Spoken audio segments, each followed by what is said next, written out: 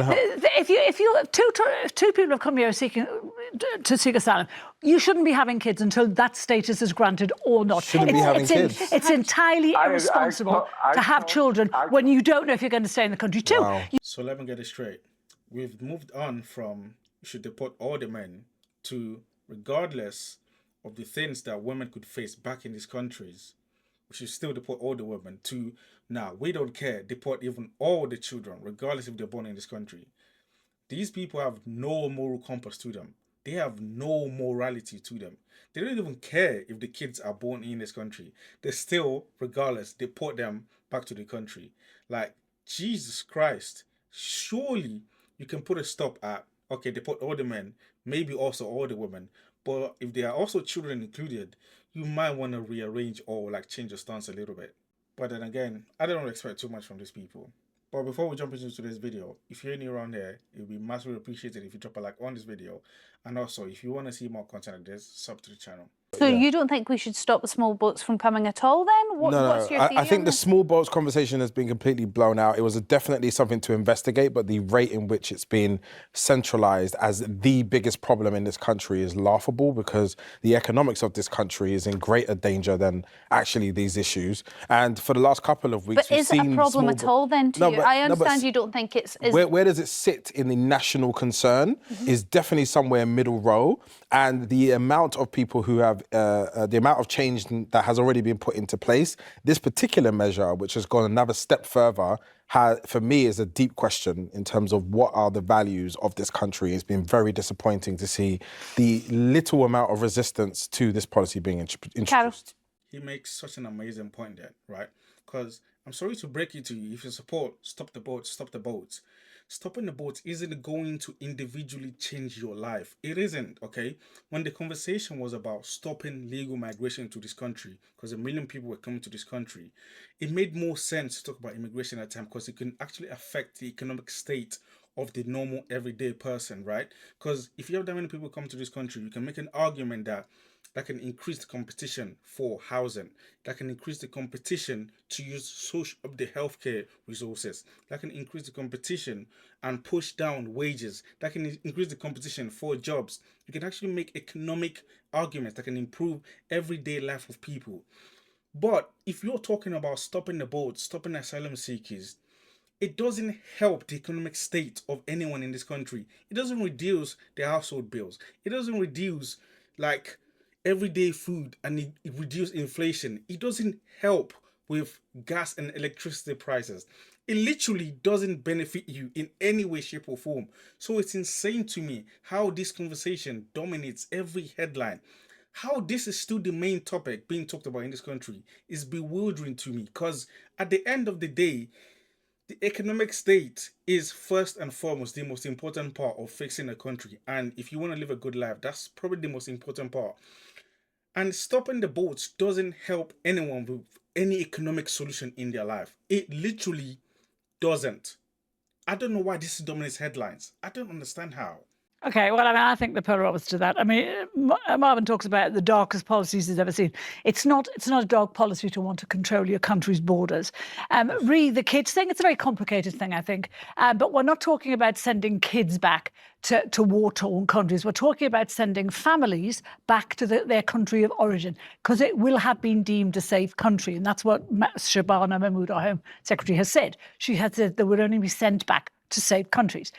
So this is not going to hurt kids or disrupt kids. People emigrate, move countries all the time. They go and live in different places. If it's a safe country, it's fine to go. But we do know, and what people are very angry about, is that people are using giving birth to children as a perverse incentive to stay in this country, because they know that Article 8 of the Human Rights Act allows them the right to a family life in this country. So they're being told by lawyers to have children in this country, and then it will be impossible to remove them.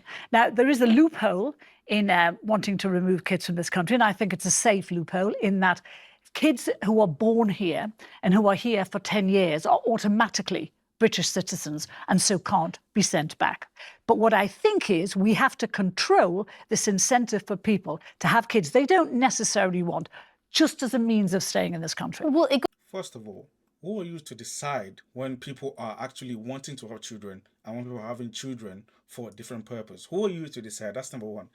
Number two, the process that she's talking about people using children as an advantage to stay in this country, it doesn't make sense for asylum seekers to be using that. That process is far more likely used by people that actually come into this country through legal means. It's way more used by people that come to this country through legal means than people that come to this country as asylum seekers. As asylum seekers, the probability of using that is very, very low. It doesn't make sense for that opportunity to be abused by asylum seekers because, number one, most of the people that come to this country seeking asylum are men. 80% of them are men. So you got 2 in 10 are probably women. That's number one. And number two, if you are a man that comes to this country looking for asylum seeking process, you're probably not gonna find a woman willing to have children with you, considering you don't have a status to stay in this country yet. It's probably gonna be very, very difficult. And then you compound that with the fact that you're gonna be severely limited in your opportunities to interact with the outside world the way normal everyday citizens can. You can't get a job. You can't really own anything. You can't own a house. You can't really do anything.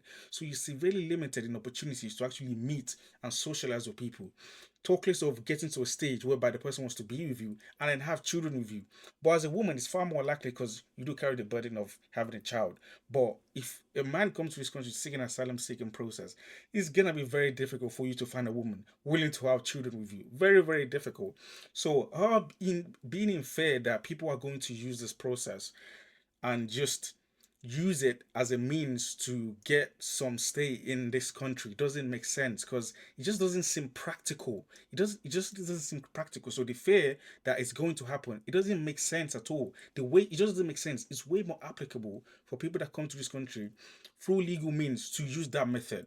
Okay, and we're talking about asylum seekers right now, so it doesn't make sense at all. It just doesn't. Step further than that too, Marvin, actually, looking at this picture, and this picture nearly made me cry this morning when I seen it. You can see there's a child here.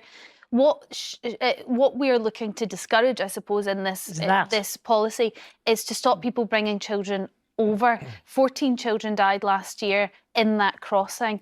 What measure would you take to stop people taking children on that journey? So the gap in the procedure, or actually in the law, isn't within the law itself, it's in how it's applied. And because the process for migration and refugee status in this country is so bad and poorly managed and takes so long to do, it then encourages more risque approaches to doing so, right? And I think it's smart to close loopholes. What we don't want to do is send a signal of the values of our country being diminished quite significantly. But what we're doing, and Marvin, I think it's really, almost done. The thing that's really, really important, right, is we think about when we are, as a nation, who we are. We talked about British culture, what is it? And everyone was like, what is British culture? And the loudest part of British culture is get out of our country, stay out of our country, you're not welcome here. Okay, that is the loudest export in a way, that we if you're coming here illegally, that's exactly the message we want to send. You know, a lot of these asylum reforms are Carol, based... if you're coming over here illegally because you are fleeing a war-torn country... Please, let's not do this. That photograph that you've shown there is an incredibly unusual photograph, Storm, because as you know, and as Marvin knows perfectly well, that 80% of the people coming across, more than that in fact, are single males aged between 18 and 30. Could that because they are doing that? No, they are because they're doing that perilous journey first because they don't want to take their children. They're not fleeing war-torn countries. The majority of people coming here, what they're doing is fleeing poverty. We cannot become the DOS house for the world for people who don't want to live in poverty. No, we can't. No, we do. And you know why we take the least amount now? Is because other countries have got their act together. Let me just, I was talking about Denmark. So these policies are based on Denmark, on the asylum system in Denmark. They have reduced they now have the lowest asylum numbers in the last 40 years. They've got a 95% rate of sending failed asylum seekers back.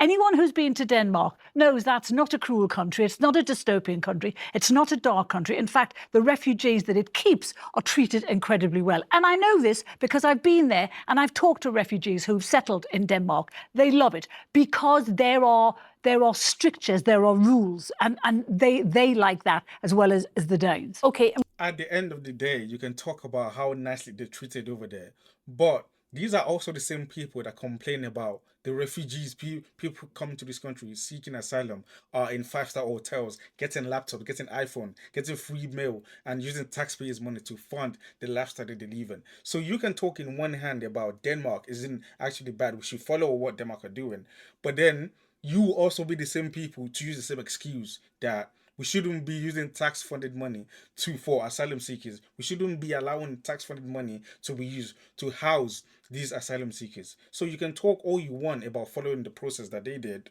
but at the end of the day, the argument that you've made for right now that we shouldn't do it also still follows, regardless. I'm pretty sure these people don't want any asylum seekers. I'm pretty sure that that's what they want. Not a bit, no. I'm pretty sure they don't want any. Can I come in and help? Can I come in and say something here, Carl? You wanna help?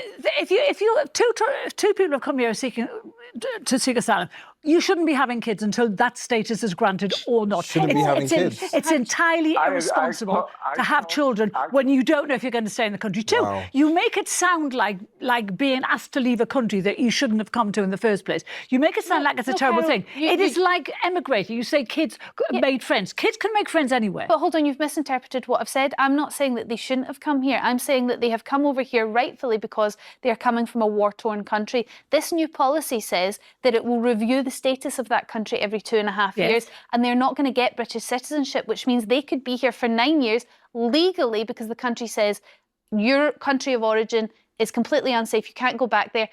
After 9 years of staying here, I know that. I said that before. They say now this country is safe, and we're just going to ship that whole family who have lived here for nearly a decade. Literally, like, how do you even do that? How can someone come to this country, be in this country, have children? The children are 8, 9 years old, and then review the safety of the country they came from, and then say, okay, after 9 years or 10 years in this country, now your country is safe. Now it's time to go all the way back.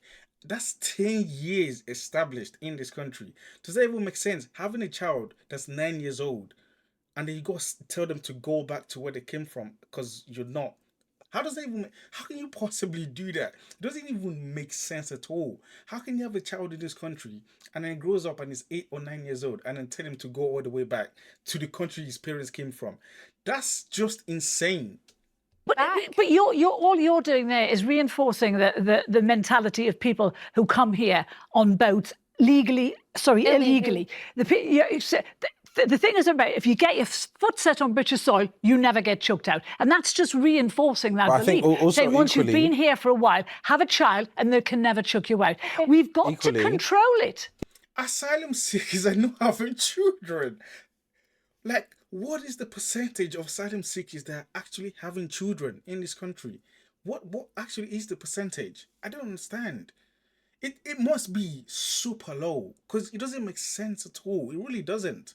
Equally, every single person in your narrative is a mastermind in coming here and how they got here and why they're here and how long they stay, have to have children, and they're masterminding this benefits thing that's going around. Well, they do. There is no genuine asylum seekers in your narratives, and I think that's the dangerous point. I said 80% are economic migrants who are coming here because they're poor. But economic migrants is not refugees. They're different genuine things. Refugees should have asylum. Of course they should. But we're not talking about the majority are not genuine refugees now. That photograph the majority are granted asylum. Yeah, well, they are, but that doesn't mean they're true. refugees, Tom. That just means that we have a chaotic Home Office that can't process people. Carl, thank you very much for your call. I'm going to put a different argument to you, David. I'm going to put an economic argument to you, and that is that we in Britain are not having enough children.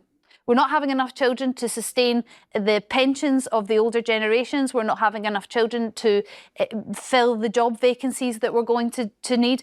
We are seeing a decline in birth rates in this country. We need more young people. And therefore, this could be a way of allowing more young people into the country. That's a good question, but I believe we have got enough young people. Yeah, I mean, economically, we not. Let's just talk about, you're talking about indigenous Brits here.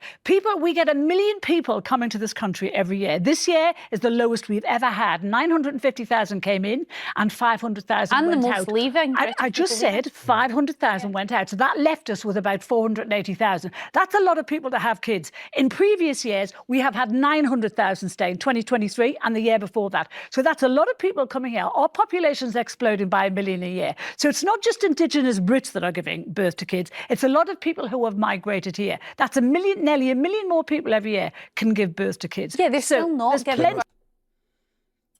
This doesn't even make any sense. These conservatives are literally the ones complaining about the global fertility rate being a constant danger and erasing the human species because people just aren't having enough children. These are the same people complaining about the global fertility rate constantly going down. How are you then making an argument that there are too many people that can have children? Well, then why are you conservatives always screaming at women about them not having children then? I don't understand. Is it that there just aren't enough children? Or is it that there are too many people having children? Which one is it? Because she can say this right now. Like a week from now, she will be the exact same person talking about the idea that the global fertility rate that looms large before in front of everyone is clearly a danger to the whole human population. They always make a complaint. I don't understand how you're then saying this. Clearly and factually, people aren't having enough children. So you're just wrong on that. She's wrong. But that's just my thoughts. If you're new around here, sub to the channel. And also, it will be very much appreciated if you drop a like on this video.